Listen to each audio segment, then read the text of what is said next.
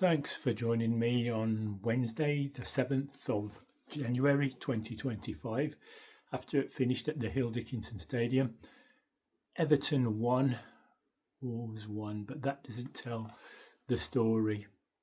Well, for a start, the starting 11 was unchanged, unsurprisingly, from Saturday when we beat West Ham 3-0 for our first win, because there was no way, I don't think, he was going to make any changes unless there were injuries. But yeah, he kept the same starting 11. And in the first half, we started by knocking the ball around the first few minutes. We looked confident. But as the first half developed, Everton had more energy and more drive, and they started pushing us back. And it was from a set piece where we went behind.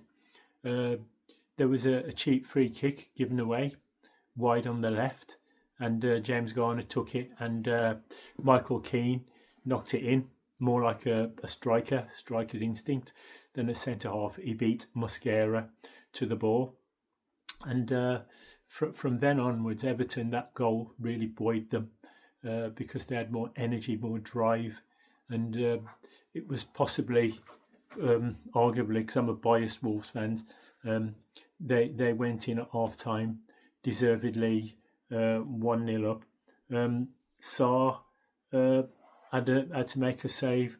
Hugo Bueno blocked a Garner shot, but you'd say that Everton probably deserved to go in at half time. I don't like saying that, being an ardent Wolves fan, but there was one substitution at half time.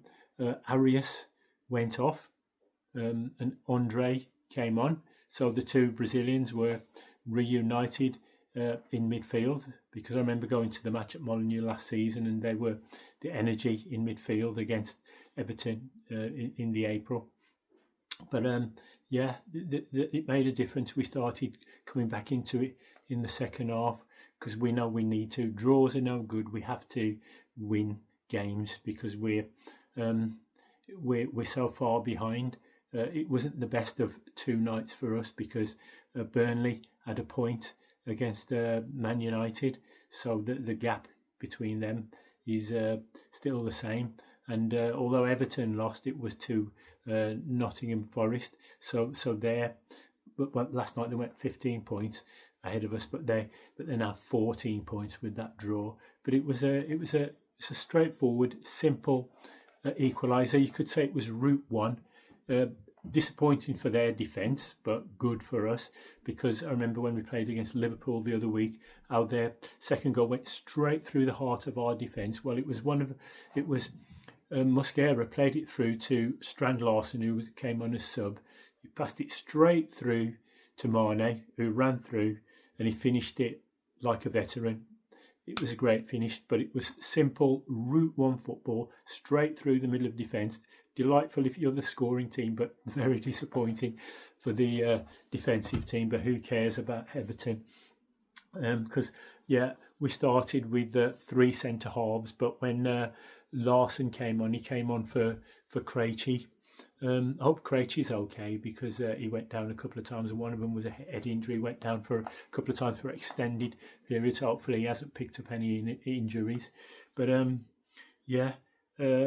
they had a red card when Michael Keane pulled Tolu's locks. I'm not sure what the rule is, but I don't know why. There was no doubt about it. He did blatant pull on the locks. So the referee was called over to look at VAR, and he had no choice, but he sent him off. And we obviously we're going to push on for the winner. And Jack Grealish, late on, he sarcastically applauded the referee for awarding a free kick, and because he'd already been booked, he should have known better, but glad he didn't. But he received a second yellow card. It was about 89 minutes, so we were chasing the game after that for the winner. We never looked like scoring, apart from once when Hugo Bueno Lopez cut in from the left onto his right foot, as he did against West Ham, and he unleashed a great shot heading for the top left-hand corner, or right-handers you're facing it. And Pickford made a wonderful diving left-handed save, arguably the save of the season, to push it just over the top. We huffed and puffed, but we didn't really open them up. But it was interesting to see Pedro Lima come on towards the end for Wang. I thought he might have come on for Chachua, but it finished 1-1.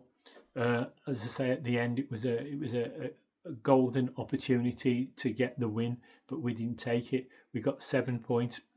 It looks like we probably will avoid making the record. We probably beat Derby's record, but it was disappointing because we should have won, really. We might look back at this we will look back at this and think we should have got 3 points.